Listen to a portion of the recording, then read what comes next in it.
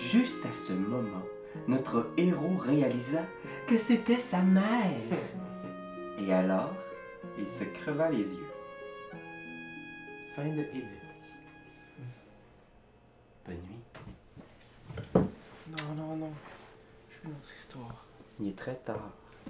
J'aime ça les Grecs. Ok. Une dernière histoire. Santorini et l'île aux 1000 constructions. L'histoire de Santorini commence sur une petite île. Où? En Italie, en grec, c'est ça, ta gueule.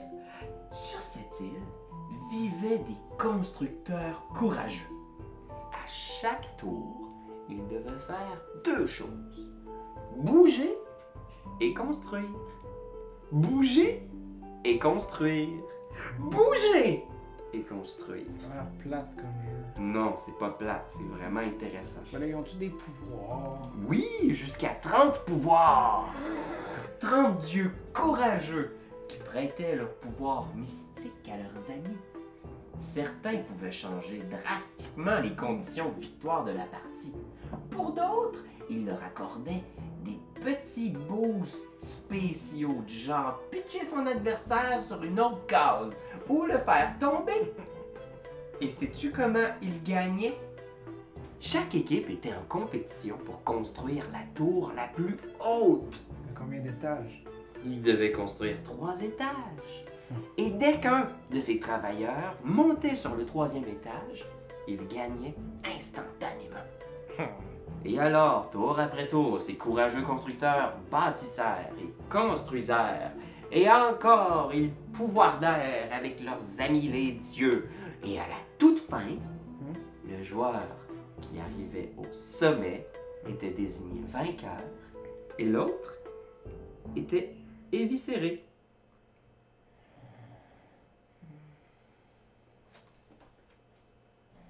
Dors bien, mon beau prince.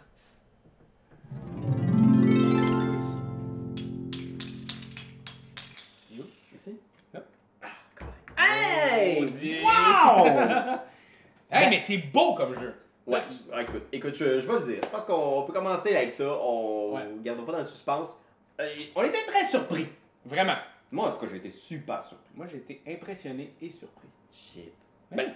C'est parce que, tu sais, on est... Peut-être pour vous, mais moi, je suis pas un fan des abstraits. En fait, même à la limite, ça me laisse très indifférent, les abstraits, souvent. J'ai vraiment besoin de quelque chose qui va stimuler mon imaginaire. Sinon, j'ai l'impression que c'est juste un petit passe-temps puis que le jeu effleure. Et même si, mettons, il y a des tours comme ça qui...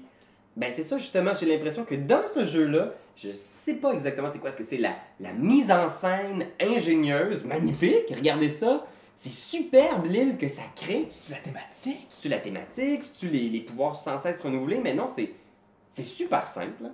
Ouais. C'est magnifiquement simple. Hein. Ben, ils l'ont même expliqué, c'est comme ça qu'ils vendent le projet, c'est... Apprenez-le en 30 secondes. Et jouez-y toute votre vie. Wow! C'est beau quand même. C'est le slogan du jeu pour vrai. Ouais. Et c'est vrai qu'il y a un peu de ça. C'est sûr que les mécaniques sont simples. À chaque tour, tu bouges, tu construis. Mais même à ça, il y a toute une stratégie qui naît uniquement de ça. Parce que tu peux enfermer des gens entre des buildings que tu auras érigés vraiment très haut, qui ne pourront pas sortir de ça. Il y a plein de Tu possibilités. peux te partir plein d'opportunités en bâtissant plusieurs premiers étages en te disant bon ben ça y est je vais construire petit à petit, ou la partie peut être très très très rapide parce que les gens vont tout de suite faire 1, 2, 3 étages. Moi, il y a une affaire qui m'a perturbé, ça me perturbe encore. Les diagonales sont acceptées dans ce jeu-là, Ouais, c'est vrai. et c'est pas souvent. Puis c'est le fun! Oui, c'est le fun, mais fun. mon Dieu que des fois je fais Faut comme que tu ah te oui, fasses. la diagonale. Ouais. Mais tu sais, si c'était juste ça, le jeu serait déjà intéressant, mais vraiment là, ce qui vient faire que le jeu se démarque, c'est les dieux. Dans le jeu de base, quand vous allez l'acheter, on parle d'une trentaine de dieux qui viennent, une trentaine de pouvoirs qui vont venir avec la boîte. Oh my god! Ça c'est cool parce que les dieux, donc ça vient soit te donner un pouvoir spécial, donc soit justement tu peux te déplacer le nombre de cases que tu veux, et les pouvoirs qui viennent changer la game complètement. Ouais, mais en fait, Tu peux déplacer l'ennemi. ta stratégie maintenant, c'est plus juste de déplacer puis ériger des tours, c'est vraiment de regarder ce que l'autre peut faire puis d'essayer de contrecarrer ses plans. C'est impressionnant parce qu'à chaque partie, c'est une tactique qui change. Et c'est pas une tactique parce que tu as envie d'essayer quelque chose de nouveau, c'est parce que tu vas essayer de contrecarrer les plans de l'autre. Ouais, puis c'est fou. Je me souviens, on a fait une game tout à l'heure où est-ce que on avait Chronos qui changeait complètement l'objectif de la partie. Moi, si je construisais 5 tours complètes avec des dômes, je gagnais. Vraiment, C'est là, assez impressionnant. c'est impressionnant la rejouabilité que ça crée. Puis c'est un jeu que tu vas jouer une fois, tu vas être bon, tu vas t'amuser, ça va être vraiment le fun. Tu vas jouer 2, 3, 4. Moi, je suis à ma 6e ou 7e partie maintenant. Je vois des choses qui s'en viennent, puis des fois, je les vois pas. Si, mettons, j'ai joué avec Ben, que c'était la première fois, et il m'a pété la gueule. Ça arrive comme ça, t'as bien beau avoir joué une 60aine de fois dans ta vie, ça se peut que tu te fasses péter la margoulette par ton enfant. Ouais. Puis ça arrive aussi C'est que, le fun. justement, c'est pas juste les pouvoirs en tant que tels, c'est aussi la combinaison des différents pouvoirs. Donc, si Athéna est avec le Minotaure, c'est pas la même affaire que si Atlas est avec le Minotaure. C'est ça qui est. En tout cas, c'est brillant pour ça, mais je pense que ce qui est brillant aussi, c'est que c'est accessible et simple, même pour les enfants. Donc, si vous êtes une famille et que vous voulez initier vos enfants aux jeux de société, aux jeux abstraits, vous ne voulez pas passer nécessairement par les échecs, les dames, ce qui est génial, c'est que le C'est docteur... ça, c'est lui qui a voulu faire ça. Le docteur Hamilton, qui est le créateur du jeu, surnommé Gord, point d'exclamation, on va mettre en lien ici dans la description une vidéo qu'il a fait sur sa démarche, puis sur des théories très intéressantes. Il dit, si vous voulez initier vos enfants aux mathématiques, si vous voulez les initier aux résolutions de problèmes, la première chose que vous devez faire, c'est initier votre famille aux jeux de société.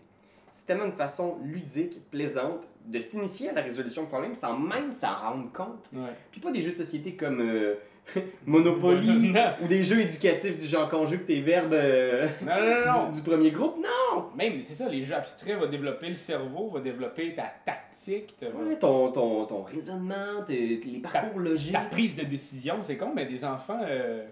Moi, je dis ça parce que j'étais vraiment de mal quand j'étais jeune. Mais tu me mettais devant une allée de toutous, il fallait que j'en choisisse un, je me mettais à pleurer puis je savais pas lequel. Mais si j'avais été ici Si t'avais devant une joué à prise de Santorini. décision à toutes les fois, peut-être que ça aurait changé ma vie. Est-ce que toi, personnellement, c'est un jeu que tu suggérerais, que tu recommandes?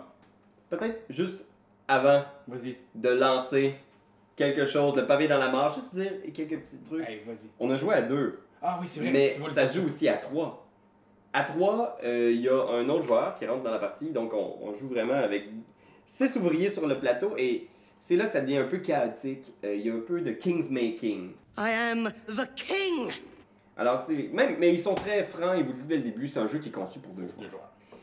Puis en tant que king's making, j'entends hey, si tu fais ça, tu vas me faire gagner. Hey, si tu fais ça, tu vas le faire gagner. Puis c'est qui ton meilleur ami? Ah, non. La carte a l'air vraiment petite pour jouer à 3. Mhm. Par contre, il y a quelque chose d'autre qui se débloque, c'est que là, on va jouer sur plusieurs niveaux au lieu d'avoir comme moins de tours.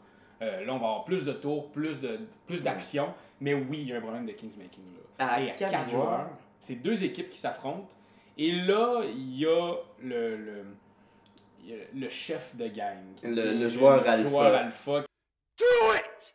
Là, ça devient un peu drainant parce que t'as moins joué ou justement t'es combiné avec quelqu'un qui est vraiment un capoté des jeux abstraits. Ben là, il va regarder tout ce que tu fais puis il va faire comme non, mais pas. Ah, mais mets-toi là, non pas là, mets ta main là. Oui, il va un peu jouer à ta place. C'est moins intéressant qu'à 4 joueurs. Ça se fait, c'est rigolo. On a joué une game à 4 justement où on devait communiquer. C'est comme jouer aux échecs, Le jeu d'échecs, c'est comme jouer aux échecs. mais à 2, c'est ça qui est fou. Puis... Donc le fou, on va l'avoir en 3 tours. Donc c'est ça, tu communiques ta stratégie, mais tu communiques aussi à tes adversaires. Donc en tout cas, il y a une petite twist intéressante, mais à 2, c'est l'idéal. À 2, oui, c'est vraiment impressionnant. Ça changera pas, si vous aimez pas les jeux abstraits, ça change pas tout non plus, c'est pas un miracle. Alors il faut quand même mettre beaucoup d'énergie mentale, il faut vraiment se projeter dans quelques tours à l'avance. Ça peut être épuisant, je sais que pour certaines personnes, c'est pas ce qu'ils recherchent dans leur jeu. Alors c'est quand même très abstrait aussi, la thématique est là, mais c'est vraiment du pur abstrait là. Mais c'est du pur abstrait, mais ça reste. Tu te casses pas la tête, ça devient ludique aussi, ça reste ludique. Est-ce que tu recommandes ça, mon cher? Moi je le recommande, j'ai été surpris, je pense que c'est un des seuls jeux abstraits que j'aurais dans ma bibliothèque, surtout à ce prix-là, en bas des 50$. En bas des 50$, quand ça aurait pu être juste ça ici. Ouais! Et ça aurait été tout aussi joli, mais là, ils nous ont rajouté ça et ça reste en bas des prix de 50$. C'est impressionnant avec 30 cartes, 30 pouvoirs. Bravo Roxley. Ouais, et moi, je le recommande aussi. J'aime ça, les jeux abstraits, fait qu'à la base, je suis pas un gros fan. Je suis pas un fan, je les ai pas toutes.